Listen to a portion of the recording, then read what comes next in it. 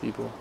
Yeah, even if you are bringing food from outside, make sure that small piece of land that you have on big, at least you have put some part of your land into food production for yourself. Even if you don't want to feed anybody else, feed your own family. If you can imagine, if we were around 52 million Kenyans, if we were the percentage of 20 million is above the say the hundreds.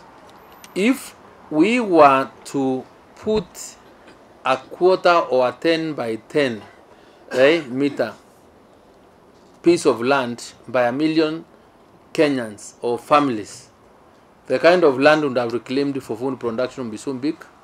If you are to grow your own carrot, you are to grow your own maize, the pressure cumulatively that would have put on the food budget would have reduced because you are producing your own.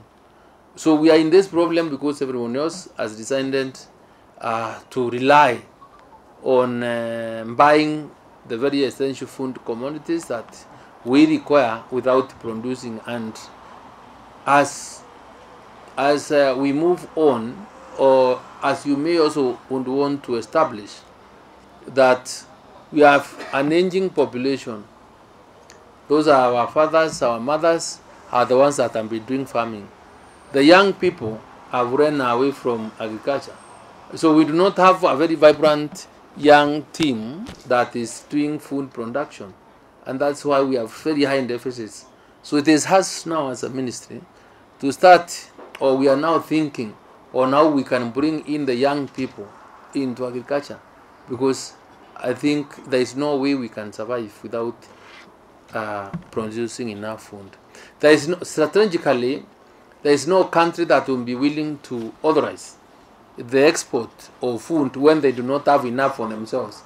Hata sisi hapa, if we do not have enough food, we will not allow we will not allow us to export food that is required in Kenya, because our greatest responsibility is to feed our own people first. So when you go out there and you are not able to secure any food, it is because those countries out there are telling their traders, you can't sell food outside because probably we do not have enough. So let's be strategic, let's be more patriotic as Kenyans and see how we can sort our own problems. Our resolve as a ministry and a government to make sure that there is food for everyone is unstoppable. So asanteni sana, mubarikiwe. But if you have an issue at an individual level, please write to the PS, wacha tuwe na ushahidi wako.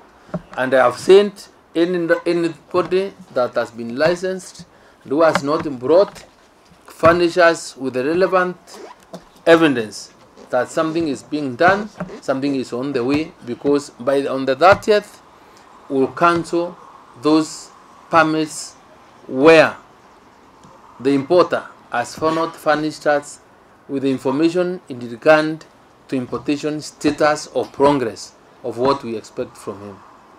Asante sana, Mungu awabariki. Okay.